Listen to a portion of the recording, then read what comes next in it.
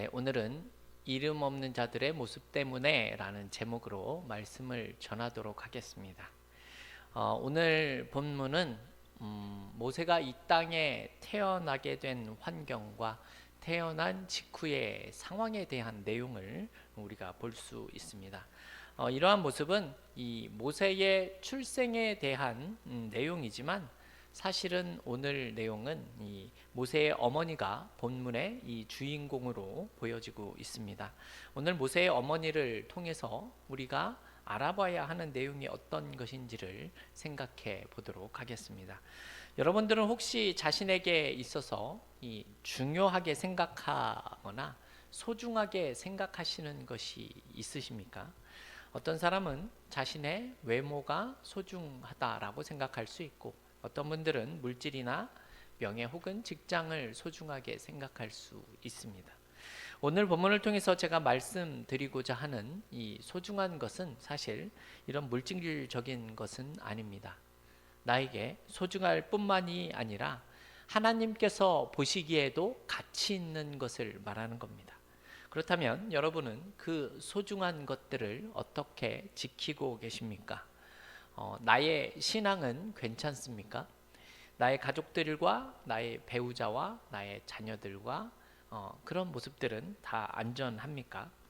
나의 가정이 지금 올바른 방향으로 나아가고 있는지, 내가 속한 교회는 어떻습니까?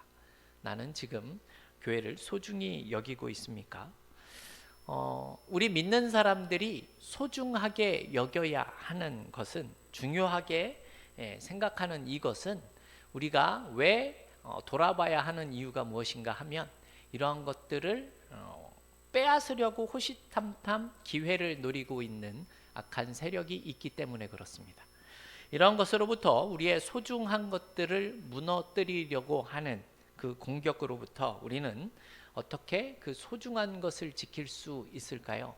오늘 본문을 통해서 그 방법을 생각을 해봤으면 좋겠습니다. 오늘 본문의 내용을 보게 되면 모세의 출생에 대한 기록으로서 우리가 이미 익히 잘 들어서 알고 있는 내용입니다.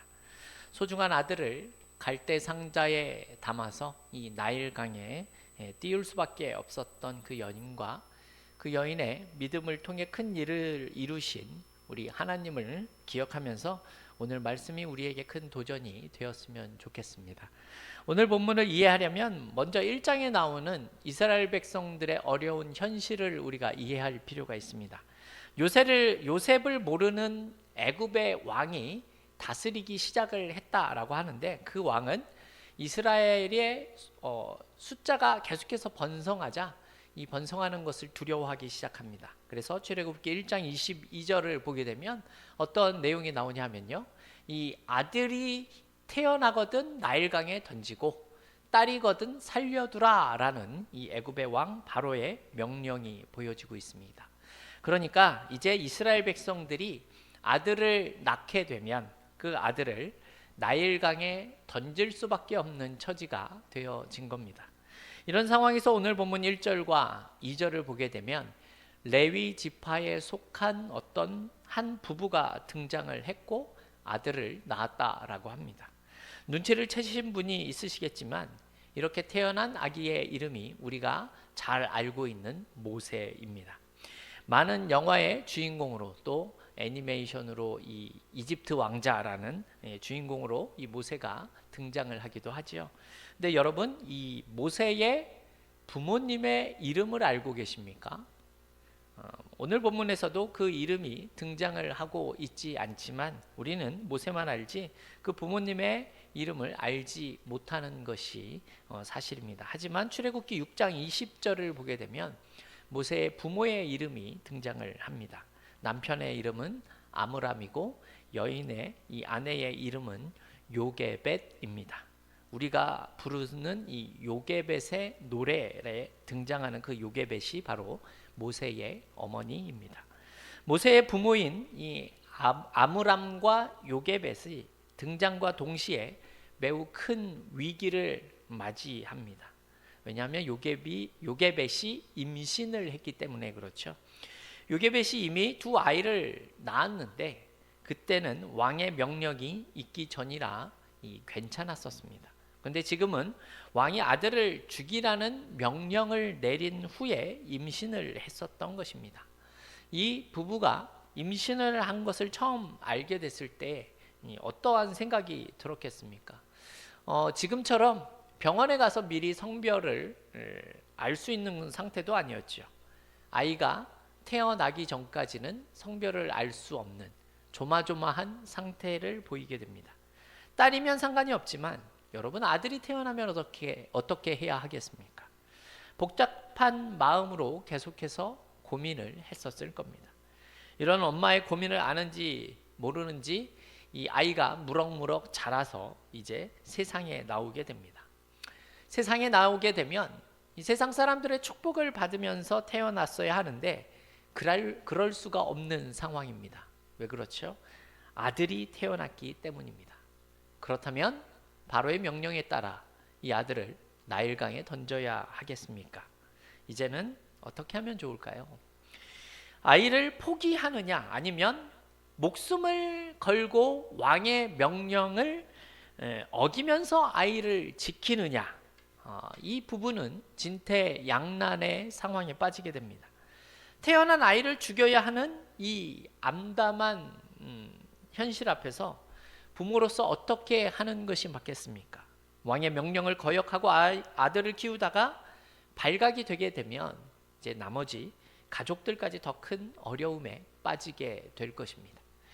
살면서 어려운 현실을 만나는 것이 사실 오늘 본문에 나온 이 부부만의 이야기이겠습니까? 상황은 다르지만 오늘을 살아가는 우리도 이러한 일들을 늘 만나게 됩니다.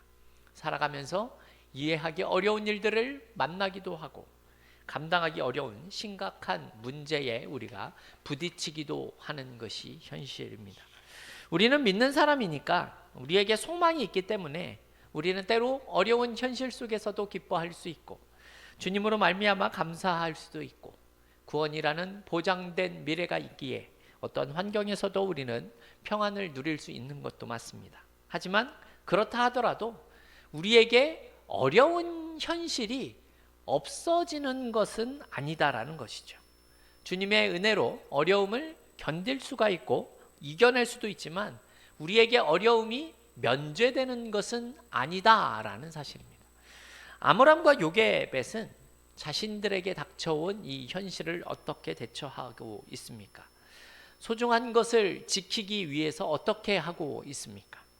그들은 왕의 명령을 거역하고 아들을 숨기게 됩니다.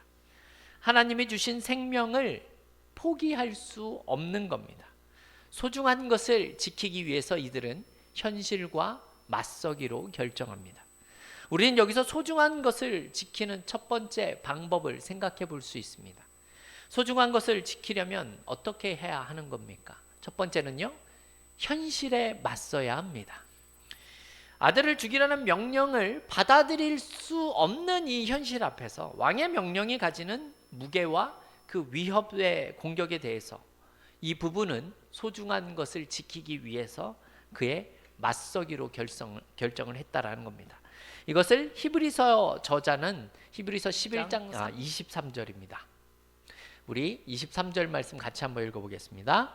믿음으로 모세가 낳았을 때에 그 부모가 아름다운 아이임을 보고 석 달 동안 숨겨 왕의 명령을 무서워하지 아니하였으며. 아멘. 이들은 왕의 명령을 두려워하지 않았고 현실에 굴복하지 않았다라는 사실을 알 수 있습니다. 그래서 석 달 동안 아이를 숨겨 이 믿음으로 현실에 맞서는 모습을 보여줍니다. 여러분, 정말 소중한 것을 지키기 위해서는요, 현실에 맞서는 것이 필요합니다. 어쩔 수 없다면서 잘못된 현실을 그냥 받아들이는 것이 아니라 그에 맞서서 옳은 것들을 선택해야 한다라는 것이지요.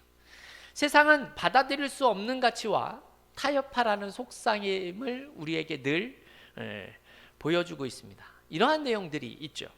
그냥 적당히 교회에 다니고 적당히 믿어라. 교회 간다고 해서 밥이 나오냐, 뭐 돈이 생기냐, 시험 기간인데 교회를 꼭 가야 되냐, 지금이 얼마나 중요한 시기인 줄 아느냐, 교회는 다음에 가도 되지 않겠느냐? 왜 너만 유별나게 그러냐? 교회 다니는 사람들도 다 뭐 술 담배를 하는데 왜 너는 그러냐? 그 정도는 기본이다. 사람들과 즐길 줄도 알아야 된다. 이것이 이 세상에서 우리가 흔히 듣는 이야기들이고 우리가 마주하는 현실입니다.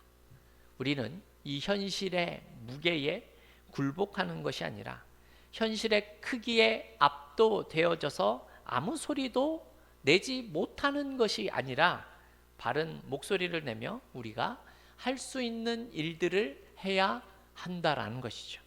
나는 믿는 자로서 다르게 생각한다라고 말하고 나는 다른 모습을 보일 수 있다라고 표현을 할 수 있어야 한다라는 겁니다. 왜냐하면 우리는 세상의 빛으로 세상의 소금으로 역할을 감당해야 하기 때문에 그렇습니다. 그래서 그렇게 할 때에 우리는 우리에게 있어서 소중한 것을 지킬 수 있다라는 겁니다. 현실에게 나의 소중한 자녀를 내어줘서는 안 된다라는 겁니다. 세상이 주는 약간의 유익 때문에 나의 신앙을 포기해서도 안 된다라는 것이죠. 그래서 요게벳은 왕의 명령을 거역하고 이 아이를 숨기게 됩니다. 왕의 명령을 두려워하는 것보다는 아이를 포기하는 것을 더 두려워했었던 겁니다. 그리고 석 달의 시간이 흐릅니다. 이제 아이가 태어난 지 100일 정도 됩니다. 이때 요게벳은 또 한 번 중요한 결정을 하게 되죠. 그것이 무엇입니까? 아이를 나일강에 띄어보내기로 합니다. 갈대의 상자를 준비하고 물이 새지 않도록 상자에 역청과 나무의 진을 칠합니다.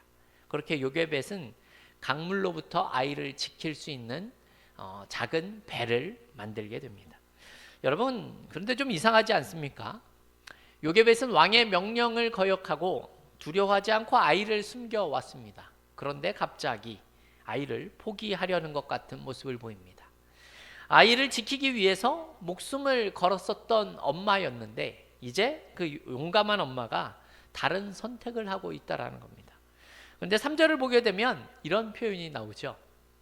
더 숨길 수 없게 되매라고 이야기를 합니다. 더 이상은 커가는 아이를 숨긴 상태로 키울 수 없는 상황이 되었다는 겁니다. 그래서 요게벳은 숨기는 방법으로는 더 이상은 이 아이를 지킬 수가 없다라는 사실을 알고 자신의 한계를 인정하고 이제 자신이 할 수 있는 일을 하게 됩니다. 그것이 무엇이죠? 바로 갈대 상자를 만드는 겁니다. 우리는 여기서 소중한 것을 지키는 두 번째 방법을 생각할 수 있습니다. 소중한 것을 지키려면 어떻게 해야 하겠습니까? 여러분, 둘째는요, 바로 한계를 알아야 한다라는 겁니다. 나의 한계를 알면 내가 할 일이 조금 더 분명해집니다. 그래서 내가 할 수 있는 일과 할 수 없는 일을 구분하는 것이 여러분 매우 중요합니다. 내가 할 수 있는 일에 열심을 내는 것과 내가 할 수 없는 일에 열심을 내는 것은 아주 차원이 다른 별개의 문제입니다. 요게벳은 아이를 석 달 동안 숨겼습니다. 여러분, 이것은 믿음입니다. 그리고 석 달이 지난 후에는 더 이상 숨길 수가 없다는 사실을 알고 있습니다. 여러분, 그런데도 계속해서 숨기고 있다면 이것은 믿음이 아니라 무모함이라고 할 수 있는 겁니다. 소중한 것을 지키기 위해 필요한 것은 믿음이지 무모함이 아닙니다. 우리는 마치 내가 다 할 수 있는 것처럼 때로 생각할 때가 있는 것이 사실이죠. 내가 소중한 것을 지킬 수 있다라고 생각을 하는 겁니다. 사실 이러한 생각 속에는 내가 내 삶의 주체가 되어져 있고 인생이 나를 중심으로 해서 돌아간다라고 생각할 때 가능한 겁니다. 여러분, 소중한 것을 지킬 수 있는 것은 사실은 내가 아닙니다. 우리는 나의 한계를 인정할 때 내 중심에 내 인생이 나의 중심이라는 것을 알 때, 것이 아니라는 것을 알 때에 내가 할 수 있는 일은 매우 분명해진다라는 겁니다. 그래서 요게벳은 소중한 것을 지키기 위해 갈대 상자를 만듭니다.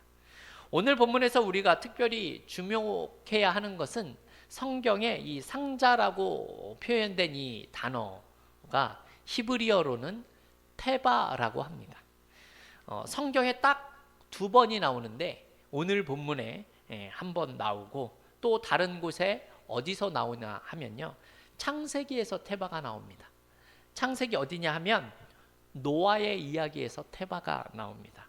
노아가 만든 방주를 원어로 테바라고 합니다. 상자를 의미하는 말입니다. 우리는 성경에서 테바가 창세기에는 방주로 번역되어 있고 오늘 본문은 상자로 번역이 되어 있습니다. 다 같은 뜻이고 같은 테바입니다. 즉 노아도 테바를 만들었고 요게벳도 테바를 만듭니다. 지금 출애굽기의 저자는 창세기에서 나오고 있는 이 단어를 사용해서 요게벳이 하고 있는 일을 통해서 노아가 했었던 일들을 떠올리고 있다라는 것이죠. 창세기와 출애굽기는 같은 저자인 모세가 기록을 하지 않았습니까? 뿐만 아니라 요게벳이 테바의 역청과 나무진을 칠했다는 것도 노아가 했었던 일을 생각을 하고 있다라는 겁니다. 노아가 만든 테바, 노아의 방주가 우리에게 말씀해주고 있는 내용이 무엇인 것 같습니까, 여러분? 바로 하나님을 향한 신뢰를 보여주고 있다라는 겁니다. 노아는 하나님이 말씀하신 대로 된다라는 사실을 알고 그분을 신뢰합니다. 믿음으로 노아가 테바를 만듭니다. 그 결과 노아는 하나님의 구원을 경험하게 되지요. 그래서 소중한 가족들을 지키게 됩니다. 요게벳도 지금 그렇죠. 그녀는 하나님을 신뢰하고 있습니다.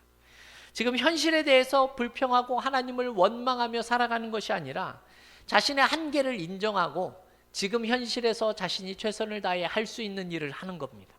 그래서 테바를 만들지요. 하나님의 구원하심을 기대하며 하나님의 은혜에 이 아이를 맡기는 겁니다. 바로 테바가 하나님을 향한 신뢰를 보여주는 내용이다라는 것이죠. 여기서 우리는 소중한 것을 지키는 세 번째 방법을 생각할 수 있습니다. 여러분 어떻게 하는 것입니까? 셋째로 하나님께 맡기는 것입니다. 내가 지키려고 하는 소중한 것, 그것이 정말 소중한 것이라면, 정말 가치 있는 것이라면 여러분 그것을 지키는 가장 현명하고 좋은 방법은 바로 하나님께 그것을 맡기는 것입니다. 왜 그렇습니까? 나는 할 수 없지만 하나님은 하실 수 있기 때문에 그렇다는 겁니다. 나는 모르지만 하나님은 다 아시기 때문에 할 수가 있으시다라는 겁니다. 나는 연약하지만 하나님은 강하시지요. 나는 실수하지만 하나님은 실수하시지 않는 분이십니다. 여러분 어떻게 하시겠습니까? 여러분이라면 하나님께 맡기시겠습니까? 그렇다면 더세움교회 성도 여러분, 여러분들이 만들어야 할 테바가 무엇인지 우리는 생각해 볼 필요가 있습니다. 노아가 하나님을 신뢰함으로 테바를 만들었던 것처럼 요게벳이 하나님을 신뢰하기 때문에 테바를 만들었던 것처럼 여러분 우리가 하나님을 신뢰함으로 만들어야 할 테바가 무엇이겠습니까? 제가 말씀드렸죠? 테바 즉 상자는 하나님을 향한 믿음을 보여주는 것이다 라고 했습니다. 여러분이 하나님을 향한 믿음으로 행할 수 있는 것이 무엇인가 우리가 생각을 해봐야 한다는 거죠. 우리가 소중한 것을 지키기 위해서 할 수 있는 것이 무엇입니까? 어두운 세상 속에서 우리들의 자녀를 지키기 위해서 해야 하는 것이 무엇입니까? 네, 이러한 말들을 하시면 대부분의 부모님들이 하시는 말씀은 네, 저는 자녀를 하나님의 방식으로 키우겠습니다 라고 이렇게 정답을 이야기를 하십니다. 하지만 이러한 말씀 속에는 어떠한 내용이 숨겨져 있는 것인가 하면요, 하나님께 맡긴다라는 것은 자녀에게 어떠한 결과가 나타난다라고 하더라도 하나님을 최우선으로 두고 양육하겠다라는 표현으로 보여져야 한다는 겁니다. 나의 자녀가 활동이나 공부나 이 어떤 것보다 하나님을 배우는 일에 우선시하겠습니다 라고 하는 그런 결단의 모습이 있어야 한다는 것이죠. 네, 저는 돈을 버는 일보다 말씀을 따라 가정을 돌보는 일에 더 열심을 내겠습니다. 내 개인의 취미보다 주님을 섬기는 일에 더 열심을 내겠습니다. 몸이 피곤하더라도 성도들과 함께하는 일에 열심을 내겠습니다. 내 삶에 하나님을 예배하는 일과 말씀을 듣는 일을 절대로 가볍게 생각하지 않겠습니다. 여러분, 이런 것들이 바로 하나님을 신뢰함으로써 내가 만들 수 있는 태바가 아니겠습니까? 이런 태바를 만들어야 우리는 나일강과 같은 이 세상 속에서도 하나님의 도우심을, 건지심을 경험할 수 있게 된다라는 겁니다. 지금 여러분 어떠한 태바를 만들고 계십니까? 혹시 물이 새는 엉성한 태바를 만들고 계시지는 않으십니까? 역청과 나무질을 진을 친하지 않은 그런 것을 만들고 있다라고 하면 우리는 바로 정신을 차리는 모습이 필요합니다. 그렇지 않으면 세상에 거친 이 물살이 우리를 덮쳐올 수밖에 없다라는 것이기 때문입니다.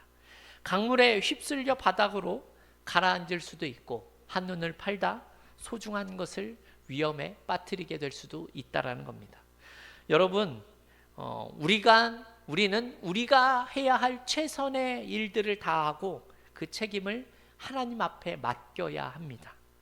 그렇다면 그 결과는 하나님께서 책임져 주시는 겁니다.